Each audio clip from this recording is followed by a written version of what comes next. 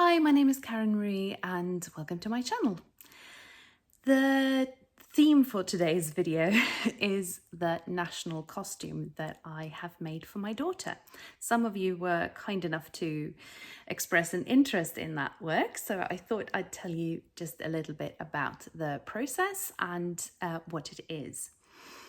I'll start by saying that I am not an expert in this, so, please bear with me.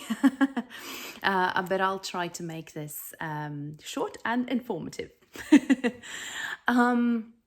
So, first of all, I don't really like to call it a national costume because that sort of implies that it is a costume, and we don't tend to think about it that way.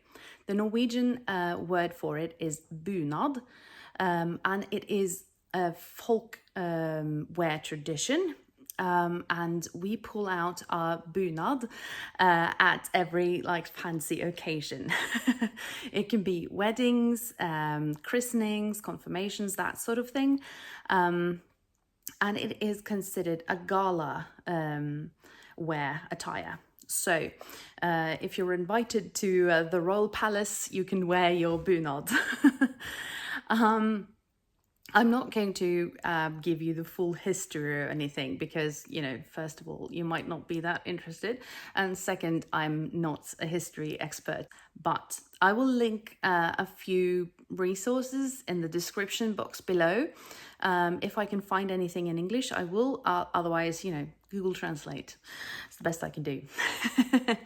So, as I said, no history lesson, but just a little bit of context. And sorry, I have my notes here. Some of the bunads, the national costumes, sort of developed naturally and it's just at some point in time just froze that way. And others, and most, I believe, have been recreated. And they have been recreated via artwork and artifacts that remain. So maybe some have lent their sort of embroidered patterns from cushions or blankets or something like that. There are an immense number of different ones. I think it's about 420 different ones. And they have a local provenance kind of thing. So the bunad that I have is local for my area of Norway.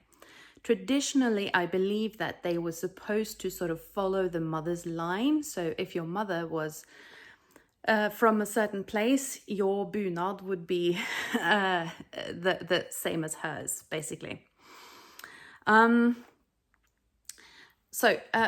The most of them, most of the bunads have a quite short bodice that ends kind of maybe 4 fingers or something above your natural waist, and that's because the skirts are quite full. So if you had them on your natural waist, then the skirts would sort of just in a very bell-shaped thing at your hips. So they end 3 or 4 fingers above your natural waist. And there is, as I said, a great variety of them. Some are embroidered, while others are more edged with woven bands. Some have a huge belt in the middle, whilst others don't, etc. So I'll try to put up some pictures here as I go along.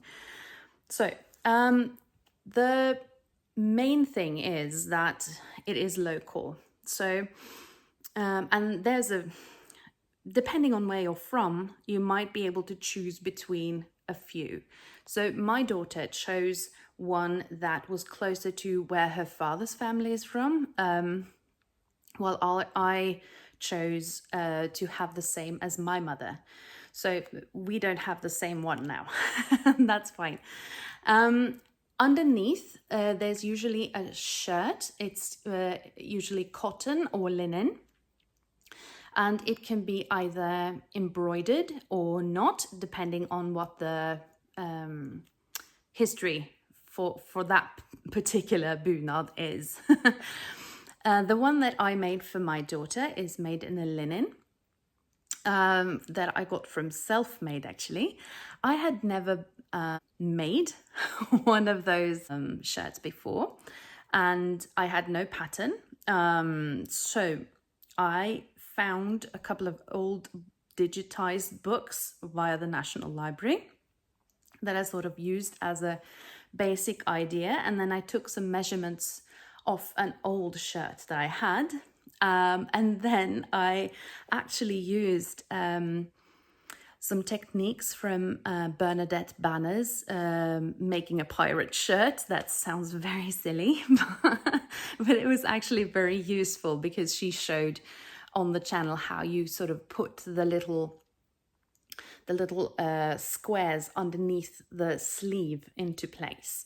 So I used kind of all the resources I could find to help me plan that. The bunad itself that I made for my daughter was the first one. I'd never made it before. Her particular kind is called Gaustal bunad. Gaustal is a small valley about an hour away where her father's family is from. And it's a brocade bodice, and the skirt is in a wool, a quite loosely woven wool that I have embroidered.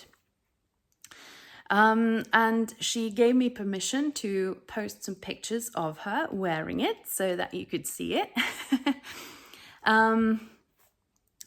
So I'll also show you some pictures of mine that my mother made for me. And I think it was very common in previous times that, of course, the mothers or grandmothers or something made the local variant of the bunad for their daughters and granddaughters, etc.